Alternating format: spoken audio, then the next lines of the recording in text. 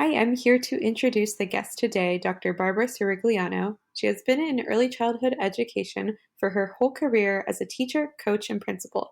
She authored the book Success for Our Youngest Learners and loves to work with schools and their youngest learners. I hope you enjoy the episode. Let's get to it.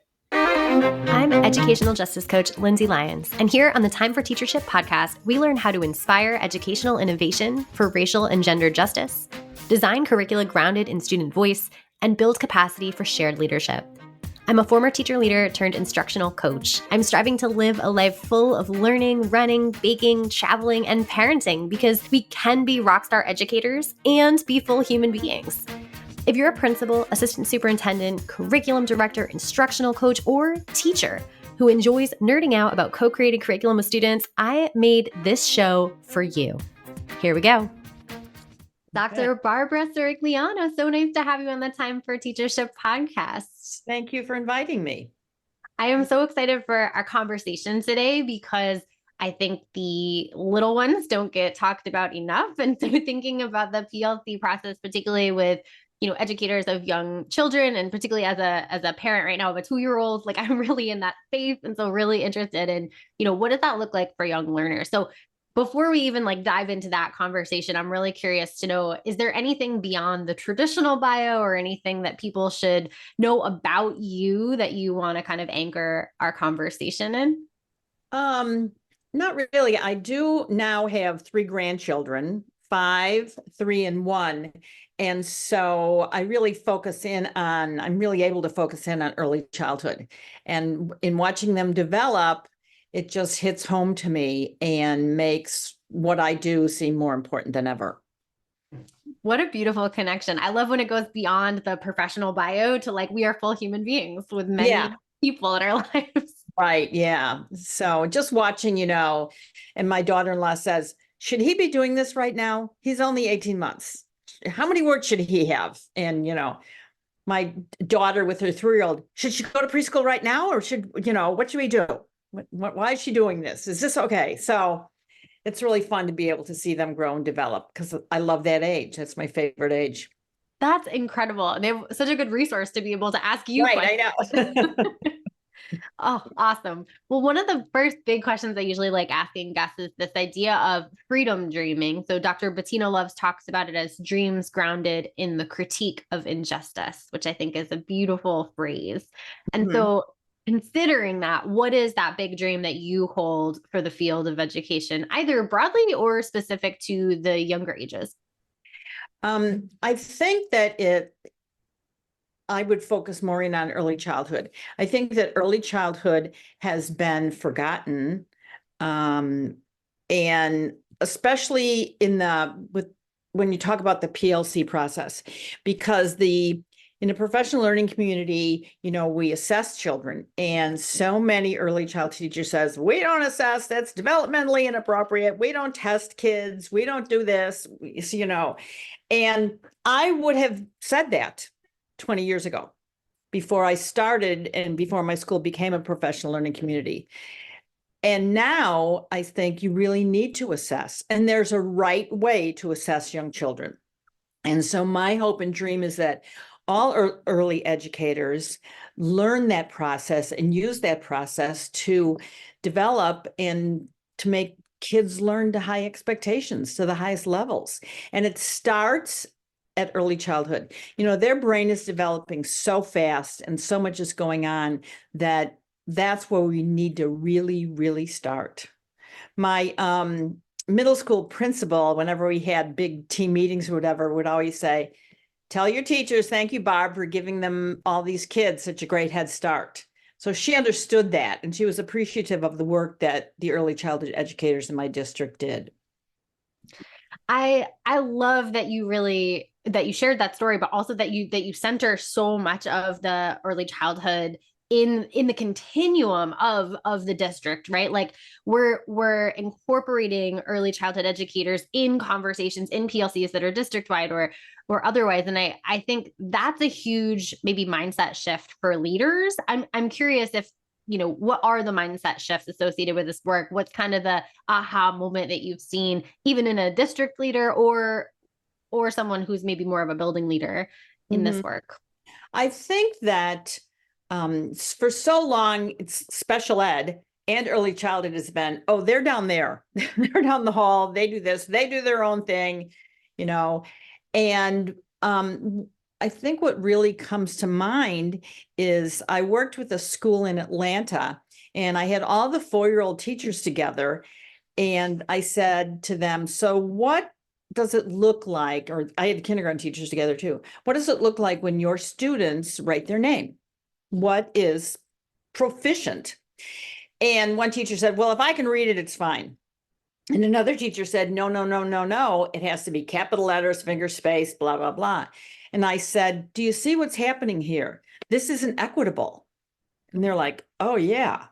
When you tell a child to spell cat and you say spell cat, or you say spell cat, it's not equitable. And so when you assess kids, we really need to work on that with young children. And we never did before because we never talked about assessing kids as a team.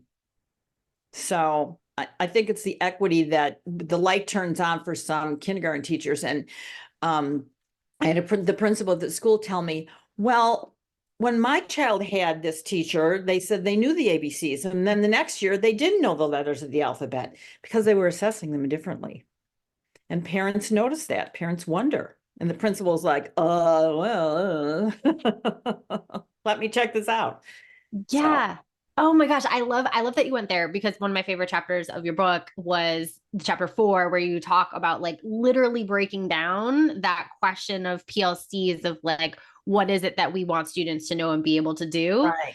Right. And I think that really is a struggle for a lot of teams and a lot of, schools and communities to just know how to even approach that conversation. Do you mind kind of walking us through, like, what are the steps that a team could take to determine those essential standards?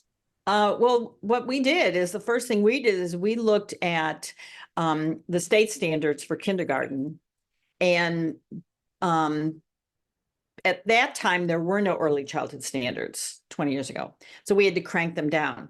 So you need to look at your state standards for early childhood, or you need to look at, some people use creative curriculum and they have a ton of standards.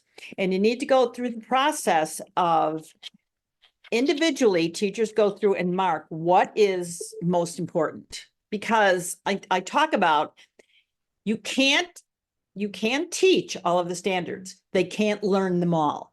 So you need to pick out the ones you really, really want them to learn. And so the teachers individually go through that. They're on their own. And then they come together and say, how about this one? Who said this 4.1 was most important? Nobody? Okay, not one we're going to worry about. Or everyone agreed on this one. So this is one we're going to worry about. Because you need to have about a third of the total number of standards as your essential standards. That doesn't mean you're not going to teach the other ones, but it means these are the ones you are assuring that students will learn. And that's important for going on to the next grade. My first year, I had 15 kindergarten classrooms, and I looked at the report cards and saw so much variance. And these kids went to all different first grade teachers, and they go, some of them know this, and some of them know that, and some of them know this. So these are the things that you're going to tell the 4-year-old preschool teacher, you're going to tell the kindergarten teacher, you can tell the first grade teacher, they know these.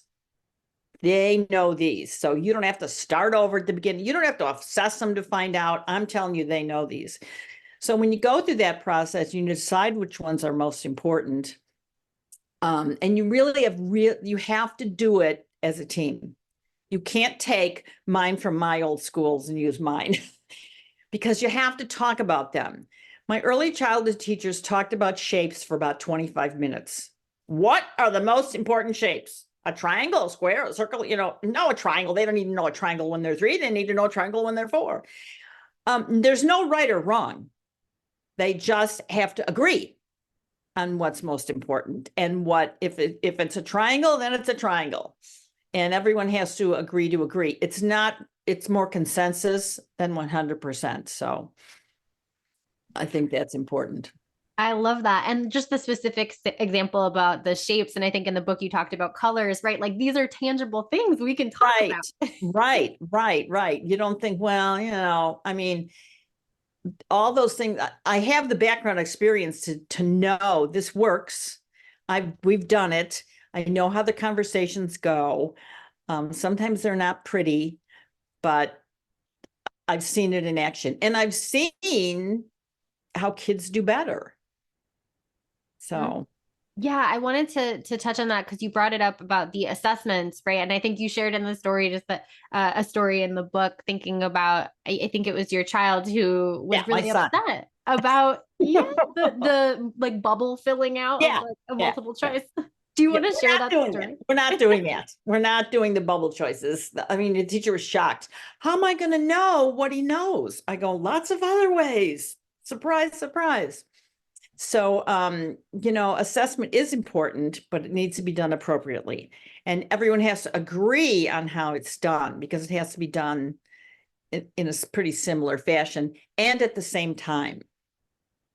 So, Yeah, do you mind talking through a couple of those examples? Because actually, so I was a former high school teacher, and I was thinking, wow, those assessment options are assessment options I could use in high school as well. Like they're not exclusive to the younger grades. right. So ways to assess children you're talking about. Yeah. Lots of times we do observation assessments, and children might be playing, and you might say, today I'm going to have everyone go through this center where it's a math center and it's counting. And I'm just going to sit and watch or give a prompt, same prompt everybody's giving. Count these blocks for me. How many can you count? How many do you see? And the prompt has got to be similar. It can't be one teacher says, count the blocks for me, and the other teacher can't say, count 1, 2, 3, 4, 5. It has to be similar. But while they're playing, you do that. And I used to just record things on a sticky note and pile them on my desk. And by the end of the day, I had 1,000,000. So you all kind of decide how you're going to do that. You can also do a more formal way of assessing young children in small groups and have them all sit at your table, like in a reading table in kindergarten. You can have them all sit there and you can one by one have them point to words or point to letters or anything like that. So you can do a small group, you can do observation.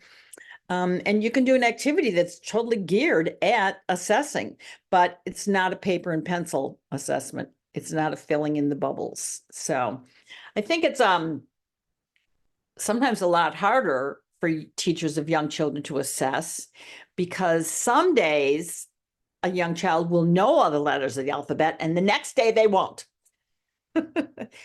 So I talk to teachers about part of it is your teacher education, your gut feeling too. They didn't get it today because, they got off the bus crying and they were hungry and whatever, but I know in my heart they know them. The other piece is that when I talk to kindergarten teachers, they did a letter recognition assessment and they wanted like 95% of the kids to know 95 to know all the letters. And when they did the assessment, one teacher had 4 students that were on the cusp. They only missed 1 letter and they knew what that letter was. And they were able to really focus on it for the next week to get them to that point. Instead of going over all the letters, you really get a specific item to really make sure that students learn. So, I love those examples. I love how concrete they are. Just yeah, like this is doable, right? We can it's assess. doable. It is doable. It is doable. And that's me. I'm the example queen. I don't tend to know it all, but and I think I'm more believable to teachers because I have that experience. I've been sitting there. I sent 200 report cards off to first grade, and it said your child does not know all the letters of the alphabet. Well, which ones? Which ones don't they know? Right. Yeah. So that became really important. And that's why assessment is so great. It's so wonderful. It's so useful. It guides your instruction. It's telling you how we're going to continue on instructing these children. So Yes, I love that that's such an integral part of the PLC process and thinking about like coming together to look at the data to identify the things we need to do next, right? Like a little action research process. And right. that I think that's so important because a lot of teachers, I think, get in the weeds of this is particularly in the older grades. I'm not sure about this in the younger grades, but we have this curriculum to cover, so we Right. must proceed, right? Right. As opposed to the pause, let's understand what's going on. What does the data say? How do we respond? Right. So, And when those kindergarten teachers got together about the letters of the alphabet, there were 4 classrooms, and each classroom had 2 or 3 students that didn't know like B and D, because of the reversals and all that. So they took those 2, 4, 6 kids into a group and did interventions with those students, just those. And one teacher worked on those letters with those kids. So the other kids didn't have to suffer through that, and that's how they learned them. So mhm. That makes total sense. Yeah. And it's and all and kids, all of right. them are all our kids.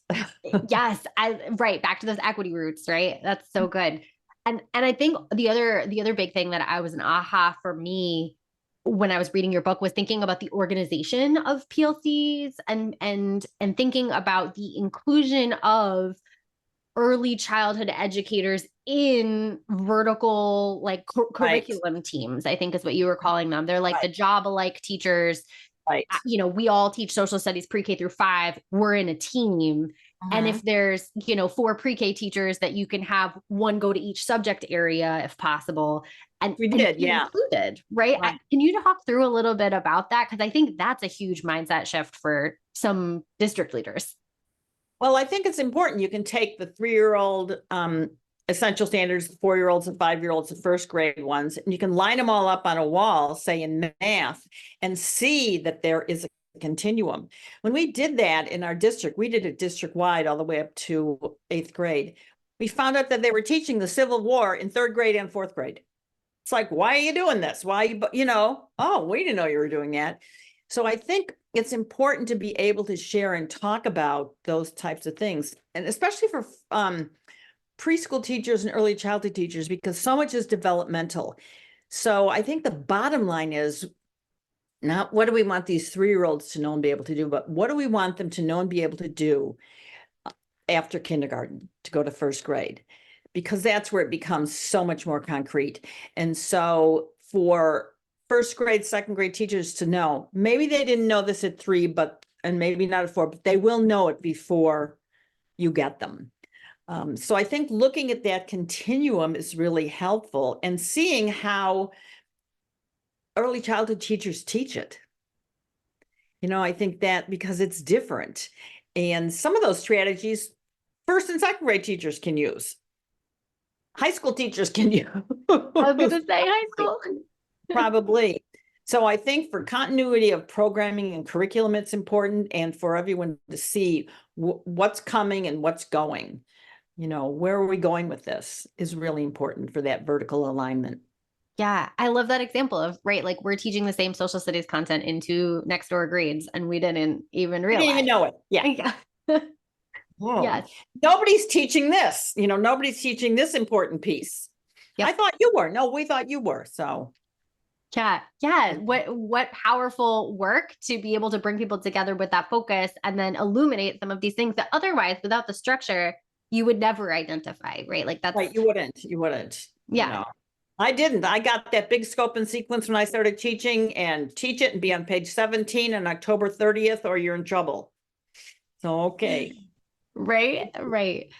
I'm curious to know, I'm thinking about the listener who is interested in this, wants to do some of this work, but feels like, it's new, it might be scary, it's a different way of doing things. I'm wondering if you could talk us through like maybe a common challenge that, you've seen educators or leaders face with this work, and then like how did they overcome it, or what was a strategy they used to kind of work through that or find the good in. I think there's a couple challenges. One is for leaders to give the teachers time.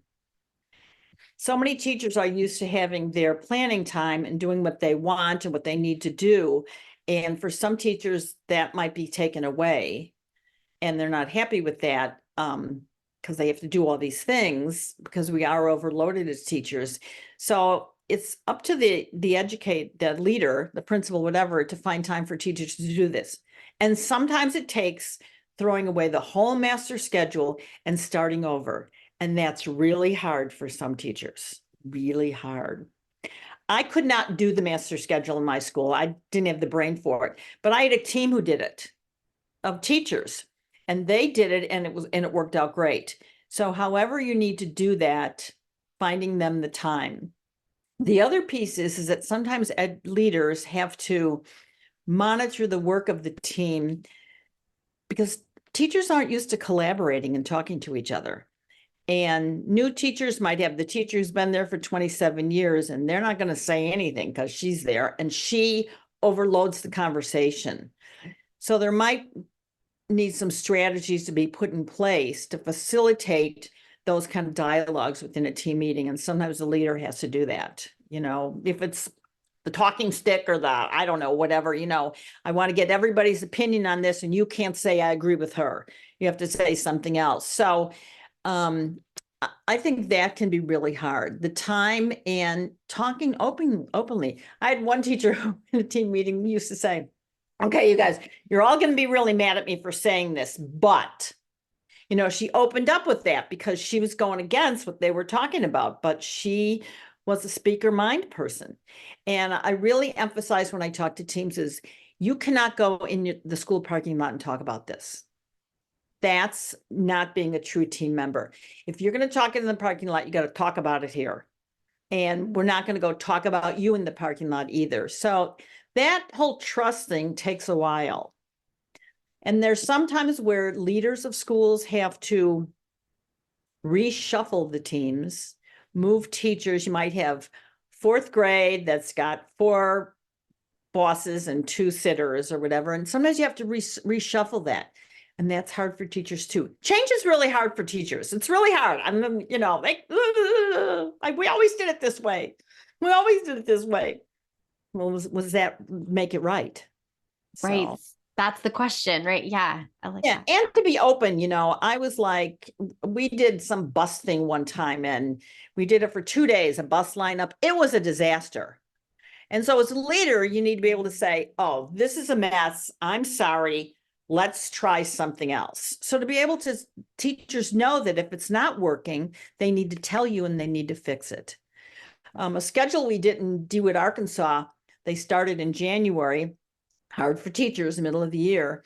And they had teachers come for 3 weeks straight in a row talking about the schedule and what the problems were and what wasn't working and what they didn't like about it. Every single teacher.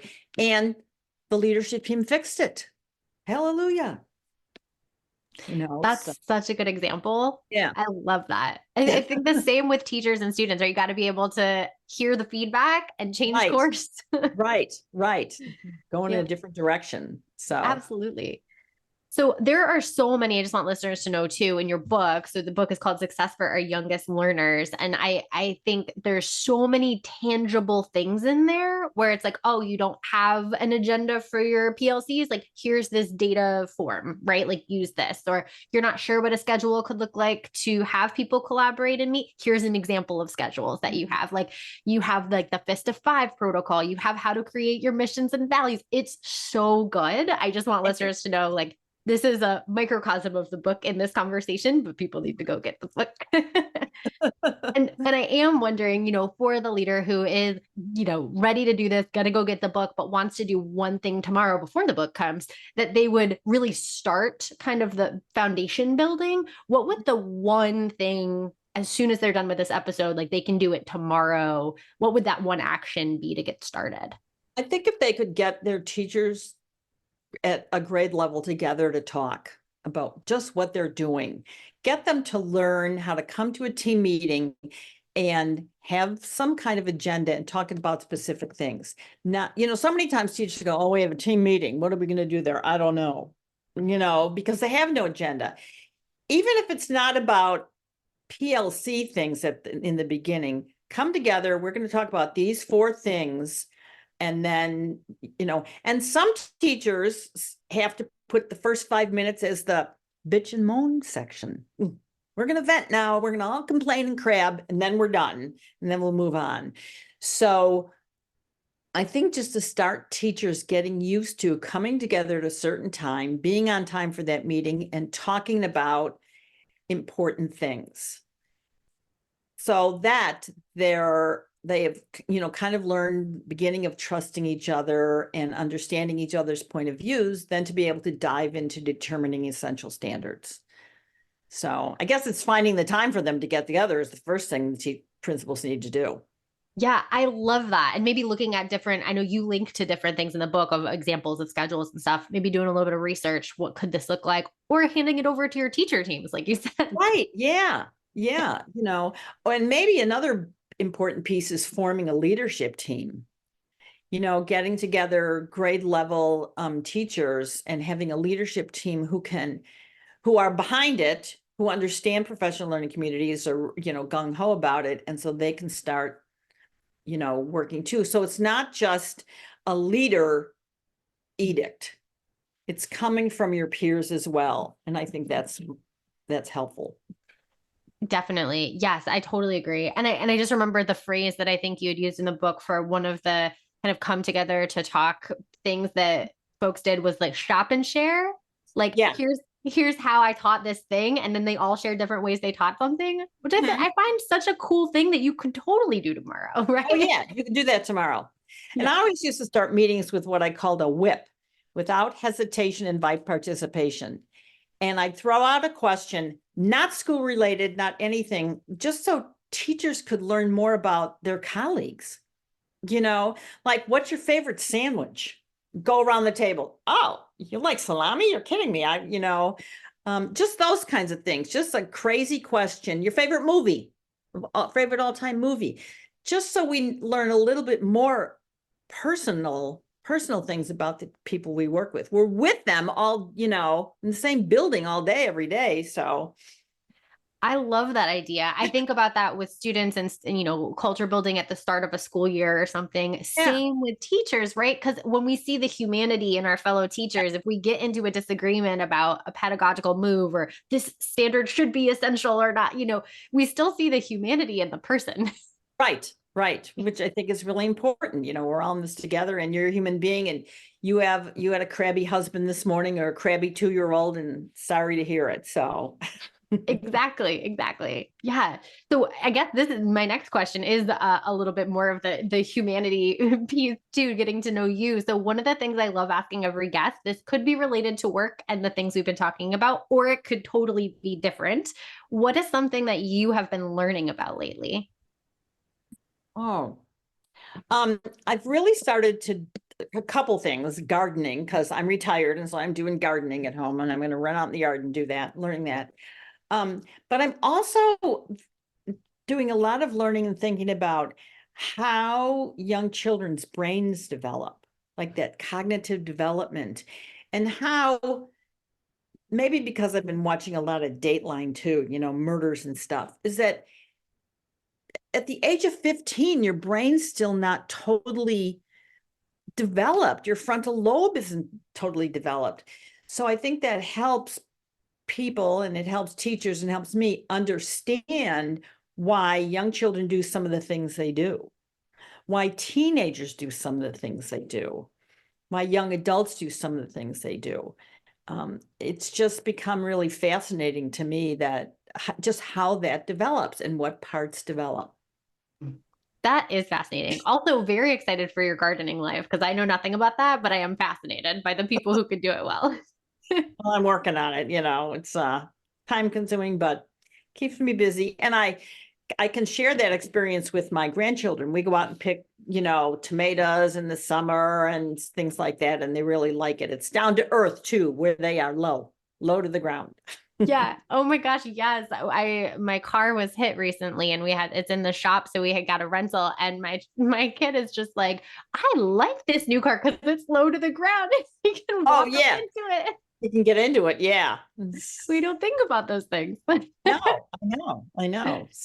So the last question I have for you is just, people are going to want to get in touch, learn more about you, get the book, that kind of thing. Where would you suggest that they go to learn more about you, connect with you, anything related to that? Well, probably through Solution Tree. I'm not, I'm retired. I'm old. I don't have my own web page and my own podcasts and my own my boyfriend's like, you need a Twitter account. I just don't have any of those things.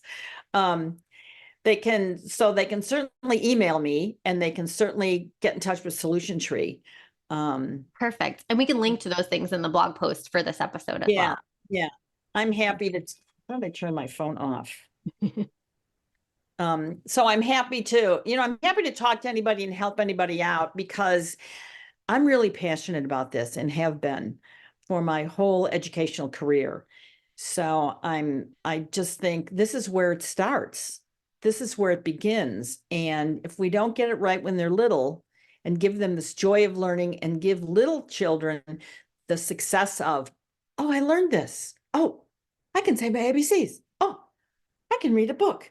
We don't give them that spark and that joy when they're little, then I don't think they're going to get it for a long time. That's why I think it's really important. Absolutely. Oh my gosh. This has been a wonderful conversation. Dr. Cirigliano, thank you so much for coming on the podcast today. Good. I enjoyed it. It was great. Thank you so much. If you like this episode, I bet you'll be just as jazzed as I am about my coaching program for increasing student-led discussions in your school. Shane Safir and Jamila Dugan talk about a pedagogy of student voice in their book, Street Data. They say students should be talking for 75% of class time. Do students in your school talk for 75% of each class period? I would love for you to walk into any classroom in your community and see this in action. If you're smiling to yourself as you listen right now, grab 20 minutes on my calendar to brainstorm how I can help you make this big dream a reality. I'll help you build a comprehensive plan, from full-day trainings and discussion protocols like Circle and Socratic Seminar to follow-up classroom visits where I can plan, witness, and debrief discussion-based lessons with your teachers. Sign up for a nerdy, no-strings-attached brainstorm call at lindsaybethlyons.com/contact. Until next time, leaders, think big, act brave, and be your best self. This podcast is a proud member of the Teach Better Podcast Network. Better today, better tomorrow, and the podcast to get you there. Explore more podcasts at teachbetter.com/podcasts, and we'll see you at the next episode.